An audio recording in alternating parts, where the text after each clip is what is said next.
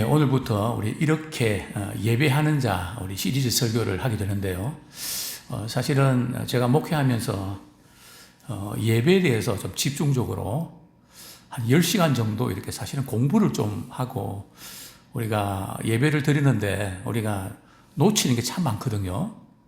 우리가 신경 써야 될 부분이 참 많고, 특별히 이제 우리 찬양팀이라든지 또 여러 이렇게 예배와 관계된 그런 분들이 어떤 자세를 가지고 우리가 예배를 참 드려야 될까 하는 이 부분에서 참 나눌 것이 정말 많은데 늘 좀 아쉬움을 갖게 되고, 그래서 아마 우리 이렇게 예배하는 자 이 희시 설교가 조금 길게 가지 않을까 생각은 드는데요.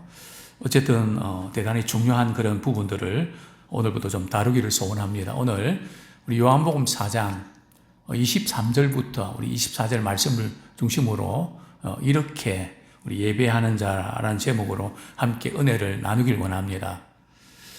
오늘 제가 아침부터 우리 책 한 권을 이렇게 거의 이렇게 메모하면서 한 권을 다 이렇게 요약을 했는데요. 그 책 제목이 탐 크라우트의 예배자에게 필요한 30가지 영적 기초. 적어도 예배자라면 이러한 영적인 기초가 되어 있어야 된다 하는 그런 부분들을 이렇게 세밀하게 다루고 있는데요. 이 책은 이렇게 한 3부로 이렇게 되어 있는데, 우리가 예배자에게서 필요한 게 뭘까? 우리는 그저 예배 드린다고 하면 주일날 시간 내야 되고, 그죠? 또 예배 드리기 위해서 준비해야 되고, 그래서 그 장소에 가서 예배 드리면 된다 이렇게 생각하는데, 사실은 예배는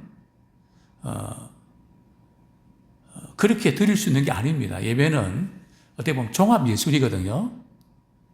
그래서 우리가 세 가지가 필요한데, 물론 세 가지뿐이겠습니까? 크게 그렇다는 겁니다.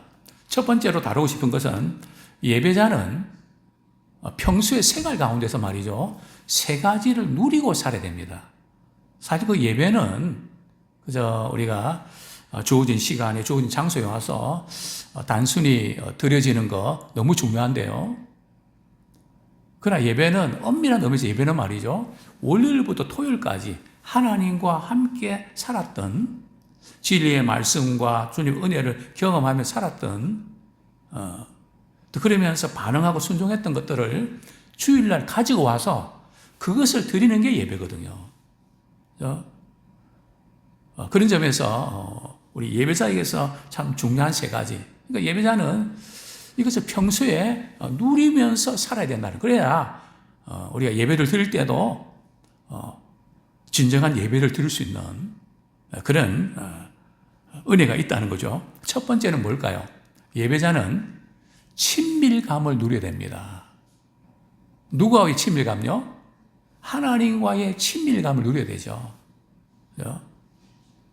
우리 예배 대상이 하나님이신데 하나님이 어떤 분인지도 모르고 우리 예배를 받아 주시옵소서. 우리 생각대로 이렇게 예배 드릴 수 있다는 거죠. 그래서 이스라엘 백성들이 광야에서 너희들이 40년 동안 제사 드렸지만 너희들이 나한테 드렸냐? 사도행전에 보면 아주 이렇게 강하게 책망하죠. 너희들이 우상한테 드린 거지 한 번이라도 나에게 예배를 제대로 드려본 적 있냐? 아주 강하게 이제 말씀을 선포하죠. 하나님과 관계없는 바알신을 숭배하듯이 하나님을 섬기는 그런 모습, 과연 우리에게는 그런 것이 없을까? 그래서 예배는 하나님께 드리고, 하나님께 드린다는 것은 예배의 대상과 친밀감을 우리가 갖고 있어야 되는데요. 예수님께서는 공생 기간 동안에 중요하지 않는 것은 채쳐두고요, 아주 중요한 것에 초점 맞추셨죠. 그러다 보니까 사람들이 예수님께 나와서 말이죠, 질문을 던지는데 동문서답을 하시는 경우가 참 많습니다. 왜냐하면 사소한 그것에 신경 쓸 시간이 없다는 거죠. 그죠? 바로 하나님과의 관계, 마음의 중심의 문제를 지적을 하면서 핵심에 도달하죠. 그래서 우리 예수님께서는 바로 하나님과의 관계에다 초점을 주셨습니다. 항상 공생의 생애 가운데 기도할 때도 그렇고요. 항상 하나님과의 관계, 하나님이 기뻐하시는 일, 또 하나님께 영광 돌려드리는 일, 모든 것이 하나님의 관계에 초점이 맞춰 있다는 거죠. 즉 예수님은 하나님과의 친밀감 안에서 사역하신 것을 보게 되는데요. 기독교의 본질이 뭘까요? 주일날 교회 와서 교회 출석해서 예배드리는, 오늘도 누구 왔구나, 누구 예배드렸구나. 물론 그거 대단히 중요합니다. 그래, 그것이 기독교의 본질일까요? 천국 가고 지옥 가는 것이 본질일까요? 물론 신앙생활을 하면서 영혼을 어디서 보내는가 너무 중요합니다. 천국과 지옥도 너무 중요합니다. 그러나 그것이 기독교의 본질일까요? 중요함에도 불구하고 더 중요한 부분이 있다는 거죠. 기독교의 본질은 말이죠, 하나님과의 친밀감입니다. 하나님과 얼마만큼 가까이 깊이 있게 그분의 마음을 헤아리고 그분의 심정을 품고, 그래서 성경은 누가 내 마음을 알았느냐, 누가 내 마음을 알았느냐. 예수님께서 제자들에게 말이죠, 늘 안타까워하셨던 부분들이, 너희들과 3년 동안의 공생의 사역을 통해서 함께 제자훈련하면서도 아직도 내 마음 모르겠냐, 아직도 내가 누군지 모르겠냐. 예수님께서 보실 때는 그들은 예수님 중심이고 하나님 중심이 아니라 예수님 따라다니면서 어쨌든 예수님을 통해서 유익을 얻는, 중심이 바뀌지 않는, 그래서 누구든지 나를 따르려거든 자기를 부인하고 자기 십자가를 지고 나를 쫓아야 된다. 그죠? 바로 이 부분을 늘 강조하셨죠. 정말 우리 주님이 우리에게 원하시는 게 뭘까요? 우리 하나님이 찾으시는 게 뭘까요? 그죠? 다른 어떤 거, 그래서 어떤 분들은 예배하는 자를 찾으신다 그러니까 예배 또 예배를 많이 드리는 거. 근데 성경은 예배를 찾으신다고 하셨나요? 예배 몇 번 드렸는 걸 찾으신다고 하셨나요? 오늘 성경은 이렇게 말씀합니다. 우리 23절, 요한복음 4장 23절 우리 같이 읽겠습니다. 시작. 아버지께 참되게 예배하는 자들은 영과 진리로 예배할 때가 오나니 곧 이때라. 아버지께서는 자기에게 이렇게 예배하는 자들을 찾으시니라. 어떤 사람을 찾으신다고요? 예배하는 자를 찾으십니다.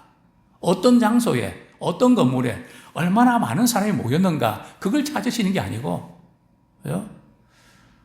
정말 어떻게 예배하는가. 우리 하나님이 보실 때 그 예배를 연락 받으실 만한 그런 예배하는 자들을 찾으신다는 거죠. 무슨 대통령도 아니고, 권력자도 아니고, 그죠? 갑부도 아니고, 그죠? 뭐 다른 이 세상의 어떤 사람들이 아니라 우리 하나님은 바로 예배하는 자를 찾으십니다. 그래서 이 부분을 이제 강조하고 있는데요. 그렇습니다. 정말 하나님이 원하시는 것은 우리와 하나님과의 관계입니다. 그런데 우리가 이렇게 예배를 드리다 보면 습관적으로, 형식적으로 처음 우리가 예배 드릴 때 그 감격, 뭐 저도 우리 군에서 훈련 받으면서 외로울 때 말이죠. 처음 이렇게 군에 있는 교회 가실 때, 그때는 뭐 피아노가 있나요? 풍금 소리만 들어도 막 눈물이 나오는, 얼마나 감격이 됩니까? 하나님께 예배 드릴 수 있다고 하는. 그러나 이렇게 예배를 인도하고 또 우리가 오랫동안 예배 드리면서 우리는 예배의 매너리즘에 빠지게 되고 하나님의 그 은혜를 우리가 체험하고 도전받는 그런 부분에서 많이 희생가 되는, 그것이 사실인데요. 그 부분을 우리가 어떻게 극복할 것인가, 이번 기회를 통해서 다시 한번 예배가 회복되는 그런 기회가 되면 좋겠습니다. 두 번째로, 예배자는 예수님의 성품을 닮아야 됩니다. 우리 예배자는 우리 하나님의 성품을 닮아야죠. 하나님이 기뻐하시는 예배는 그분의 성품을 닮아가는. 그래서 예수님께서도 너희 안에 이 마음을 품으라. 곧 예수 그리스도의 마음이니. 뭐 다른 어떤 것보다, 그죠? 무슨 많은 일을 하는 것도 필요하지만 어떤 마음으로 하는가? 그죠? 주님의 마음인가, 네 마음인가? 그죠? 어떤 마음으로 하는가? 그게 대단히 중요한 것을 보게 되는데요. 우리 하나님께서는 우리 겉모습만 번지르하게 그래야 되는 걸 원치 않으시고, 우리의 중심이 어디를 향하고 있는가? 정말 우리의 영혼 깊숙한 곳에 말이죠. 예수님의 성품이 스며있는, 배어있는, 우리도 모르게 예수님의 성품이 나타나는 그런 마음으로 우리 예배 드릴 때에 그 예배를 우리 하나님이 기뻐하시죠. 뭐 예수님의 성품하고는 전혀 상관이 없는, 그죠? 아주 고질적이고 아주 고약한 자기 어떤 성품, 물론 우리에게는 그런 연약함이 많이 있죠. 그러나 분명한 것은 예수님의 성품을 닮아가는, 그죠? 이전에 내 그런 모습이 정말 싫은, 나도 모르게 그런 실수가 내 성격에 나올 때 정말 싫은, 뭐 살다 보면 그럴 수 있는 그 정도가 아니라 주님이 나 같은 죄인을 위해서 십자가에 죽기까지 하시면서 구원해 주셨는데 아직도 이 옛 본성, 근성 다루지 못하고 이것 때문에 상처 주고 아픔을 주는가? 또 회개하고 돌이키면서 또 예수님의 성품을 닮아가는 계속 그런 과정이 바로 예배자의 자세죠. 정말 위기의 순간에 뭐가 나타나는가? 정말 화가 나고 마음 상하고 이럴 때 자기 성품이 이렇게 드러나는데, 예수님은 공생에 사역하시면서 말이죠. 어떠셨나요? 제가 이전에 캄보디아, 이제 베트남, 캄보디아에서 베트남으로 국경 넘어갈 때 말이죠. 이제 그 선교사님이 이제 이렇게 수고해 주시는데, 거기는 또 이게 좀 여건에 돈을 좀 집어넣어야 잘 통과되거든요. 근데 뭐가 이렇게 무슨 일인지 모르겠지만, 우리 선교사님 화가 잔뜩 나셨던 모양이에요. 막 화가 나니까 막 컴보디아 말이 아니라 막 한국말로 욕이 막, 그래서 욕은 급하면 한국말이 나오는구나. 그죠? 그렇습니다. 우리의 본성이 말이 또 뭐다, 돈 문제, 화가 날 때 이럴 때, 그게 나타나잖아요. 그런데 예수님은 어떠셨나요? 예수님 무시당하셨죠? 채찍에 맞으시고 조롱받고 비웃음 당하고 욕도 듣고 말이죠. 멸시당하고 비웃음 받고 신뢰도 받지 못하고 말이죠. 발셉을 힘입었다. 막이라고도 하고 말이죠. 채찍을 당하고 맞고 결국 십자가에 못 박혔을 때도 예수님은 온유와 겸손함을 잃지 않으셨죠. 이게 이제 하나님의 성품이고, 근데 과연 우리는 어떤가? 과연 예민한 부분에 누가 건드렸을 때 온유한 사람인가? 그죠? 그렇지 못해서 큰 소리 지르고 상처를 주는 그런 사람 아닌가? 그래서 우리는 늘 이 부분, 예수님의 성품을 우리 닮아가는 예배자가 되기를 소원합니다. 자, 세 번째로 예배자는 말이죠, 다른 것보다 하나 되는 삶을 추구해야 됩니다. 절대 우리 예배자는 말이죠, 독불 장군식으로 가면 안 돼요. 내가 없으면 안 되고 내가 해야 되고 책임감을 갖는 건 필요한데요, 나보다 남을 낮게 여기는, 그죠? 무시하거나 내가 해야만 마음에 드는 그건 교만이거든요. 잘하는 것은 좋은데, 그죠? 다른 사람의 도움을 필요로 할 줄 알고 나의 부족함을 깨달을 줄 알고, 성경에 보면 예수님께서 마지막 기도가 어떤 기도입니까? 그죠? 그 대장적인 기도의 내용이 뭔지 아시죠? 제자들로 하여금 말이죠. 저들로 하여금 뭐하게 해달라고요? 하나 되게 하소서. 그죠? 그러니까 서로 맞추어 줄 줄 아는. 그죠? 내 눈높이에서 이렇게 미치지 못한다고 막 못마땅하고 힘들어하는 그게 아니라 그 사람 눈높이에서 맞추어서 말이죠. 이렇게 도울 수 있는 하나 되는 것을 추구하는. 그래서 복음서에 보면 또 우리 서신서에 보면 말이죠. 가장 많이 나오는 단어가 뭔지 아십니까? 서로. 서로라는 단어입니다. 나홀로가 아니라 서로. 그죠? 우리 신앙생활의 깊이는, 넓이는 말이죠. 어떤 사람을 상대하고, 어떤 사람을 받아들이고, 어떤 사람과도 함께 갈 수 있는가. 물론, 우리가 죄의 모든 부분들은 끌어야 되지만, 할 수 있거든 모든 사람과 더불어 뭐 하라고요? 화평하라. 그죠? 왜냐하면 삼일째 하나님이 한 분이시잖아요. 그죠? 그래서 우리는 다른 어떤 것보다 이 하나 되는 그 삶을 우리가 추구하는 그런 삶이 되기 원합니다. 진정으로 연합하기 위해서는 말이죠. 서로에게 필요하다는 것을 인정하고 도움을 받으려고 해야 돼요. 제가 목회하면서 여러 유형들이 있는데요. 어떤 분들은 도움을 주지도 않고 받지도 않는 그런 유형이 있습니다. 어떤 분들은 다른 사람의 도움을 많이 베푸는데 자기가 도움받는 것은 아주 힘들어 합니다. 저는 그것을 단호하게 이야기하죠. 그것은 당신 교만이요. 그거는 잘하는 게 아니라 정말 잘못하는 거라고. 교회 공동체를 깨트리는 아주 안 좋은 그런 불씨를 갖고 있다고. 우리는 도움을 주기도 하고 받을 수도 있어야 되거든요. 근데 이게 안 되는, 그냥 내 식으로 해야 되고, 내 방식대로 해야 되고, 안 되면 참지 못하는, 그죠? 주님께서는 이거 깨뜨리시고자 말이죠. 많은 과정들을 겪게 하셨을 겁니다. 뭐, 저를 보면 또, 저를 통해서도 뭐 알 수 있거든. 진짜 그 부분 깨뜨리면 될 텐데, 이거 계속 우기니까 말이죠. 막 이렇게 해서 그냥 깨뜨리고, 저리 깨뜨리고 말이죠. 이 모든 과정들이, 야곱을 보십시오. 야곱의 생애는 그냥 수단 방법 가리지 않고 축복받고 막 그냥 그러면서 야곱의 생애는 어떻게 했나요? 험악한 세월을 보냈다고 고백하지 않습니까? 반면 이삭은 그렇지 않거든요. 어쨌든 이런 많은 그 부분들, 하나 되지 못하는 그런 부분들, 몸이라는 찬양곡에 이런 가사가 있더라고요. 우리는 주의 몸 그분께 속했네.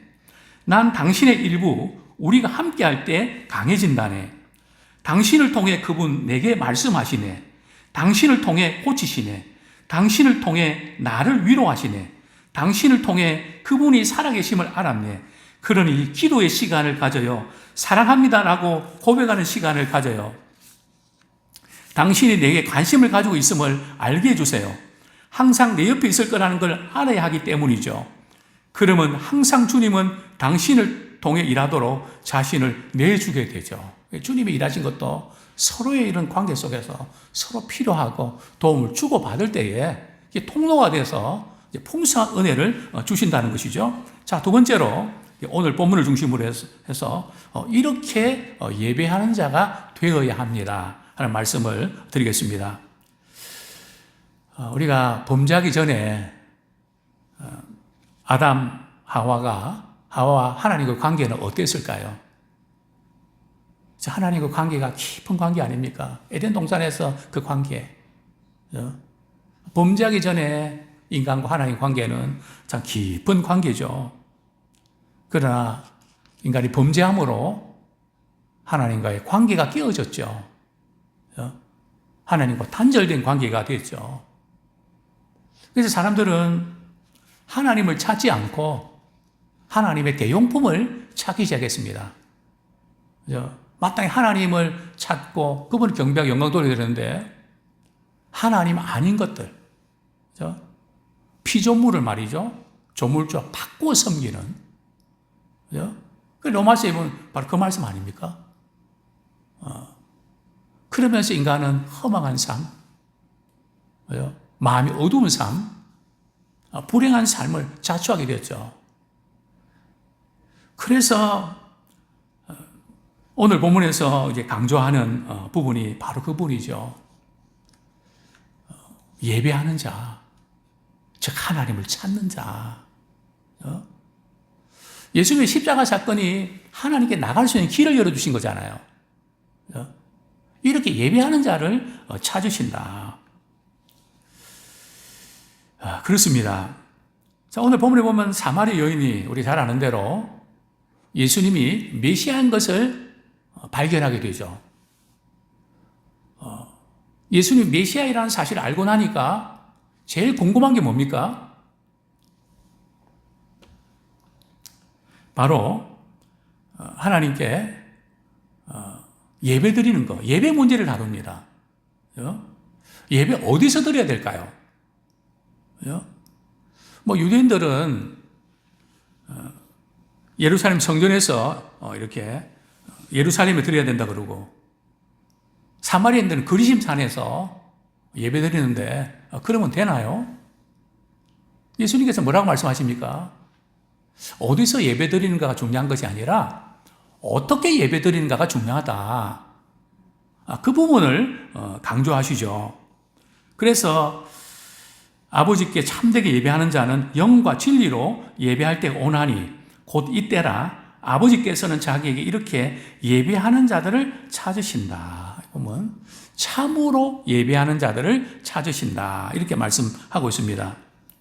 자, 그런데 당시에 사마리아인들은 그들도 예배는 드렸거든요.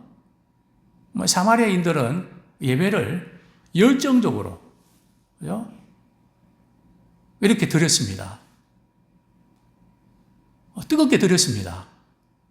근데 그들은 성경 가운데 말이죠, 모세 오경 이외에 그 성경을 믿지 않았거든요. 그러니까 하나님이 어떤 분인지를 모르고 말이죠, 그렇게 예배 드렸다는 거죠. 그래서 예수님께서 이렇게 말씀하셨죠. 22절 말씀, 우리 4장 22절 같이 읽겠습니다. 시작. 너희는 알지 못하는 것을 예배하고 우리는 아는 것을 예배하노니 이는 구원이 유대인에게서 남이라. 사마리아인들은 말이죠, 알지 못하는, 그죠? 그것을 예배한다는 거죠. 왜냐하면 그들은 진리를 모릅니다. 진리의 말씀을 모르고 그냥 교회만 왔다 갔다 하면서 말씀은 전혀 읽지 않고 하나님 어떤 분인지 모르고 그냥 예배 드려야 된다고 하는 그런 생각 때문에 그냥 드리는, 또 그러면서도 열정이 있을 수 있거든요. 그러나 진리가 없는 겁니다. 반면에 유대인들은 말이죠, 아는 것을 예배하거든요. 진리를 안단 말이죠. 물론 제대로 아는가 하는 것은 좀 문제가 있지만, 그죠? 그러나 그들에게는 뭐가 있는가 하면 너무 형식적이고 습관적이고 열정도 없고 뜨거운 마음도 없고 그냥 때우는 식의 형식적이고 습관적인 그런 예배에 끝쳤던 것을 이제 우리는 알고 있죠. 그래서 예수님께서는 어떤 예배를 드려야 된다고요? 영과 진리로 예배를 드려야 된다. 자, 첫 번째로 다루고 싶은 것은 영으로 드리는 예배는 어떤 예배일까요? 이전에 이제 성경 이렇게 개역 한글에 이렇게 보면 신령과 진정으로 이렇게 해서, 어떤 분들은 신령을 그저 성령으로, 진리는 또 진리로 이렇게 했는데 지금은 좀 영과 진리로 예배해야 된다. 좀 바뀌었죠. 이 이제 원문에 정하다 볼 수 있습니다. 여기 영은 말이죠, 인간의 영이죠. 즉 내적인 사람이죠. 우리 예배는 말이죠, 우리가 몸으로 우리가 형식적으로 드린 것이 아니라 예배는 마음에서부터 밖으로 나와야 된다는 거죠. 그죠? 유대인들의 예배의 가장 큰 부분들이 외식하는 자다. 그죠? 너희 입술로는 나를 경배하지만은, 가까이 하지만 마음은 내게서 멀리 있다. 마음이 없다는 거죠. 전혀 마음이, 중심이 없는 그런 예배. 그래서 회식이나 무덤 같다. 막 예수님께서 그런 책망을 하시지 않습니까? 다윗도 이런 시를 썼죠. 내 영혼아 여호와를 송축하라. 내 속에 있는 것들아 여호와를 송축하라. 영혼으로 하나님을 찬양하는, 입술로만 아니라 영혼 깊은 가운데서 그 은혜의 감격에서 찬양하는, 영혼으로 이렇게 송축하는, 그렇습니다. 진실한 예배의 증거는 마음속에 있으면서 마음에 진실한 예배가 나옵니다. 물론 우리가 영으로 예배를 드리려면 성령에 이끌려야 되죠.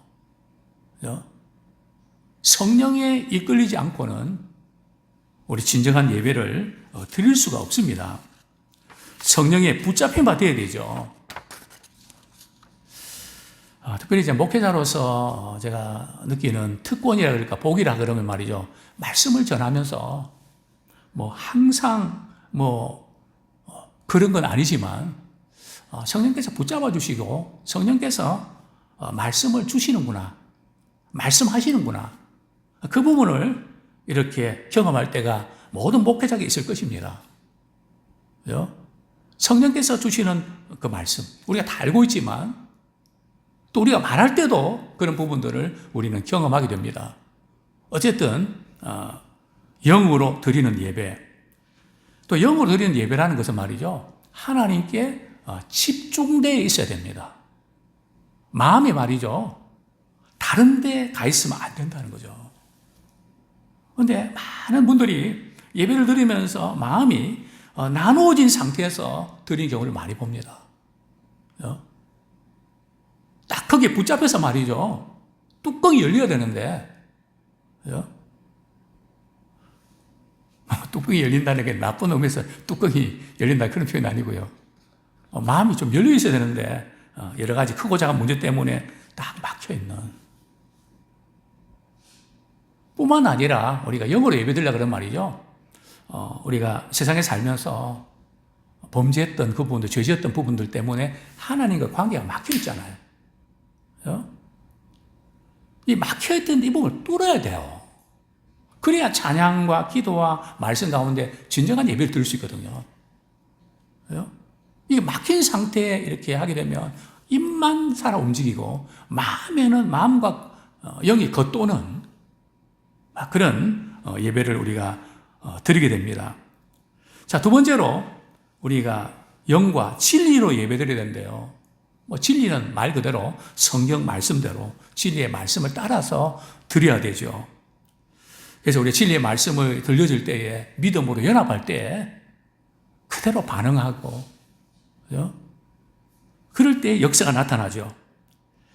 예배의 본질은 내면 깊은 곳에서부터 찬양과 기도, 헌금, 삶으로 하나님께 예배를 드리는 것이며 언제나 하나님이 계시 주신 진리에 기초해야 됩니다.